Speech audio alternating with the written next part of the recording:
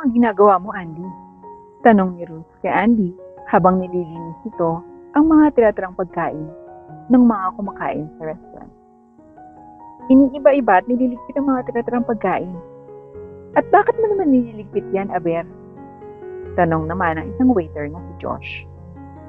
Alam mo naman, sa hirap ng buhay namin ng anak ko, ultimo pagkain namin, hirap na kami. Kaya nililigpit ko lang ang mga tiratirang pagkain. Kahit pa paano, makakatulong to sa amin. Ano? Kakainin niyo yan? Natatawang tanong nito. Oo, bakit ba? Hindi naman marumi to Inosenteng sa ad ni Andy. Well, hindi nga yan marumi. Pero mukha ka namang pulubi dyan. Tawa ni Josh, na siyang naging dahilan upang marinig ito ng iba pa nilang kasamahan sa trabaho. Uy, anong pinagkakaguluhan niyo dyan? Tanong ng kasamahan nila ng isang chef. Paano ba naman tong si Andy? Pinapakain pala yung mga tiratirang pagkain dito ng mga customer natin sa mga anak niya. Akalain mo yun? Kwento ni Ruth. Ano? Naku, Andy, malakas yata ang trip mo ngayon Tawa rin ang mga chef. Sir, wala namang nakakatawa sa ginagawa ko Anong wala? Yung pagliligpit mo ng pagkain, mga tiratirang pagkain. Yan ang nakakatawa. Naku, Andy, sayang, ganda mo pa naman. Kaso ganyan ka, nakaka-turn off. Ani Josh. Mawalang galang na po, sir.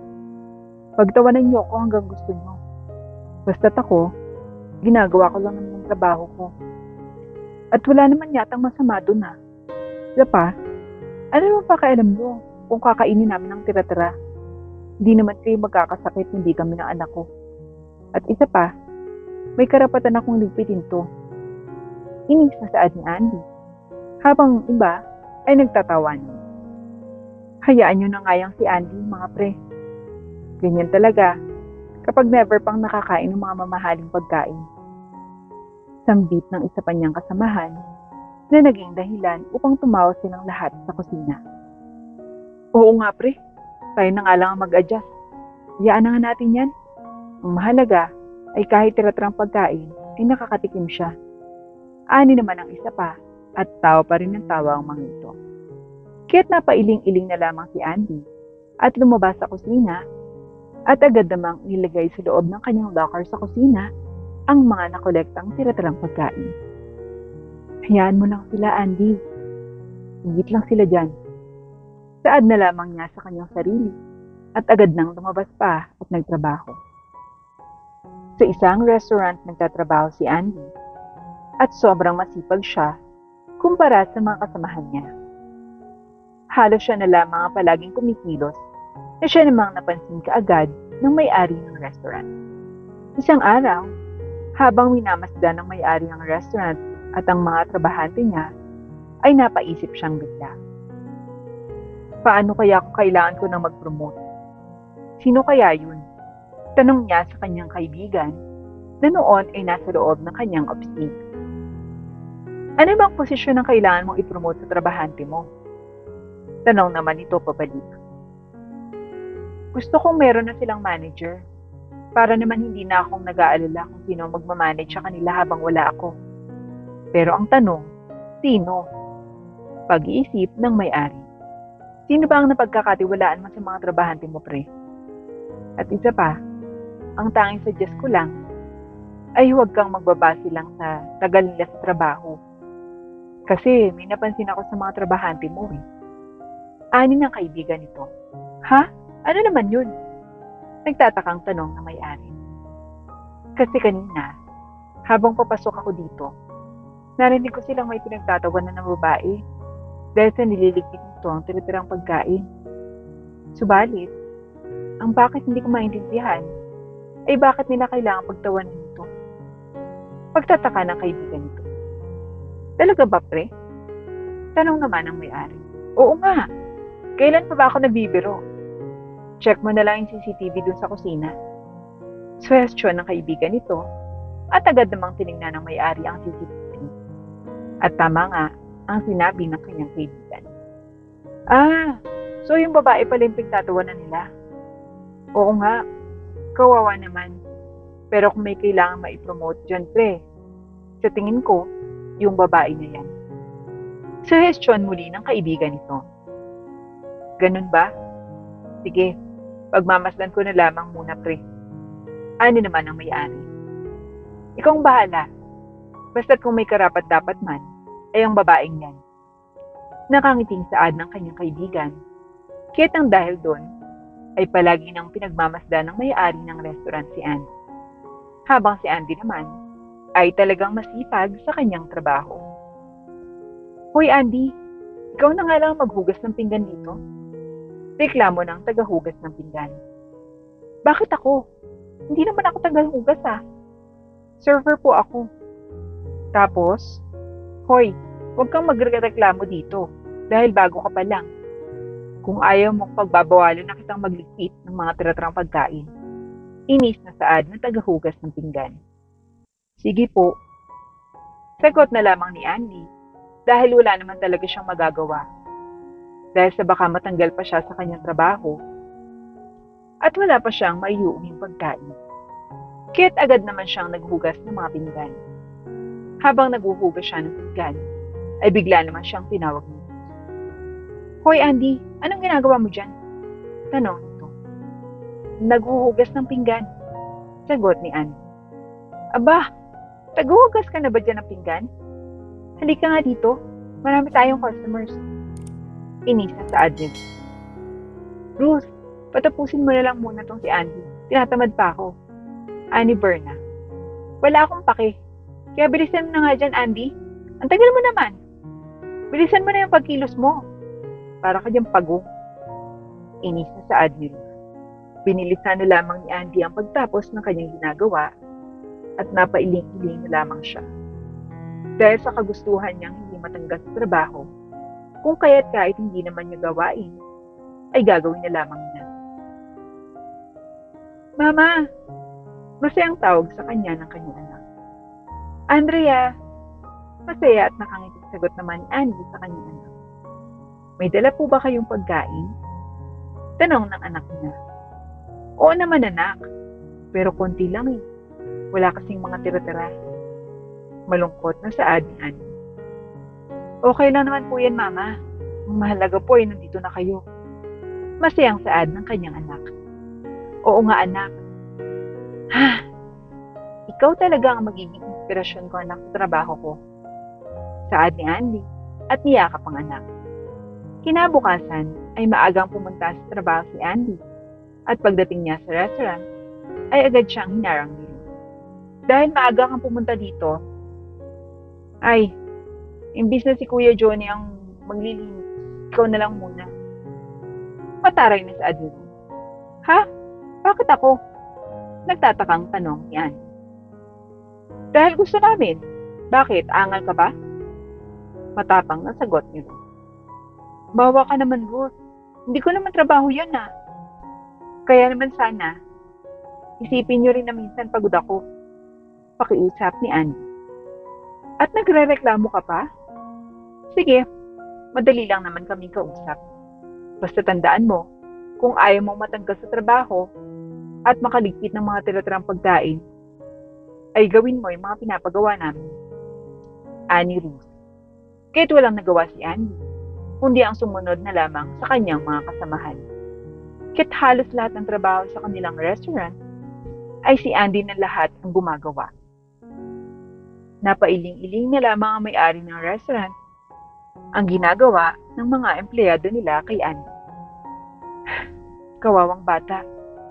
Napagkaisahan ng lahat. Ani ng may-ari. Kaya't nakapag-desisyon na ang may-ari na ipaalam sa lahat ng mga empleyado na may kailangan siyang i-promote mula sa mga trabahante niya. Sa kabilang dako, ay kasalukuyang nagliligpit ng mga tiratrang pagkain si Andy dahil pauwi na siya ng kanilang bahay. Oy, andito na naman si Tira-Tira Girl. Natatawang saad nito. Hay nako, di na talaga ako magtataka kung bakit a-absent na lang yan at magkakasakit. Dagdag pa ng isa. Oo nga, hay nako, ganyan talaga pag mga tamad na tao. Umaasa na lang sa mga tiratrang pagkain. Hay nako, kaya nga, ang Pilipinas ay nananatiling mahirap dahil sa mga tao na katulad ni Andy. Tawa naman ang isa na naging dahilan upang tumawa ang lahat.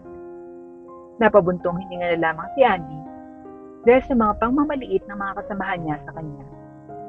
Paano ba yan mga tol? Hindi na Andy ang tawag natin sa kanya, di ba? Ani ng isa. Oo, di na Andy. Tira-tirang pagkain girl. Tawa naman ang isa pa. Mawalang galang na po, sir at mga kasama. Wala naman pong masama sa ginagawa ko. At kahit na anong pagtawa ang gawin nyo, hindi ako titigil sa pagliligpit ng mga tira-tirang pagkain. Dahil dito kami nabubuhay ng anak ko. At isa pa, malaking tulong ito sa amin ng anak ko. At ano man ang sinasabi niyong magkakasakit ako, na lahat ay malinis naman ang kinukuha ko. At higit sa lahat, hindi lamang ako umaasa sa tira-tirang pagkain. Sayang din naman kung itatapon lang sila. Sa bagay, di nyo yung naranasan kasi ang pagiging mahirap. Kaya kung makapagsalita kayo, parang kasalanan ko ang ginagawa ko. Paliwanag ni Andy na siyang naging dahilan upang lalong tumawa ang lahat. At nagulat na lamang sila na biglang pumasok ang may-ari ng restaurant sa kusina. Anong nangyayari dito? Tanong ng may-ari. Good evening po, sir. Nagkakatuwaan lang po kami nila Andy. Di ba, Andy? Tanong ni Ruth, sabay kurot sa giliran. Aray! Oo po, sir. Good evening po, sir. Bati naman ni Andy. Ganun ba? Akala ko ba kasi ibang narinig ko. But anyway, never mind. Panimula ng may-ari. Mawalang galang na po, sir. Napadalaw po ata kayo. Tanong ni Johnny. Yes.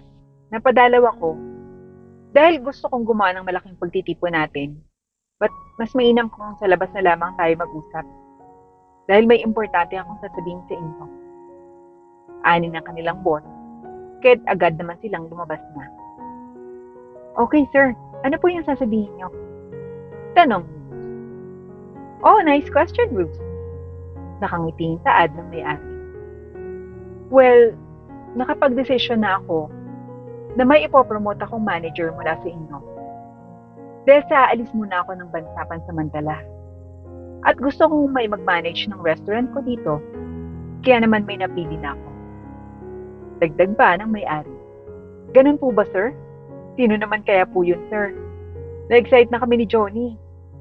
Habang si Andy na may nakayuko lamang, dahil sa kanyang pag-iisip ay si Ruth ito. Well, si Andy ang gagawin kong manager. Ano? Sir, di yan pwede. Kasi di niya alam kung paano mag-manage ng restaurant. Baguhan lamang siya, sir. Dapat ako yun. At deserve ko yun. Reklamo ni Ruth. At paano mo naman magiging deserve, Ruth? At ang iba pa sa inyo dito, na kayong lahat, ang tatamad nyo. Ultimo pag-manage ng mga oras nyo, ay hindi nyo magawa. At isa pa, alam ko lahat ng mga pinagagagawa niyo kay Andy.